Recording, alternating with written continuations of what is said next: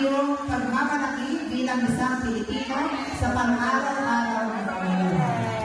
Paano mo may papakita ang iyong pagmamalaki bilang isang Pilipino sa araw-araw na buhay?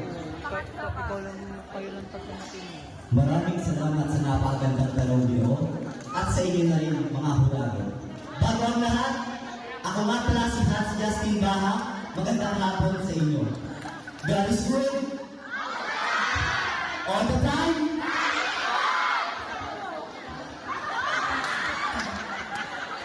Paano mo may papakita ang iyong pagmamalaki bilang isang Pilipino sa araw-araw na buhay? Unang-una ay ang paggamit nito. Bakit? Dahil kahit saan man tayo dumako, kahit saan bansa tayo, kapag tayo nagsalita ng ating sariling wika, tayo nila ay maiintindihan.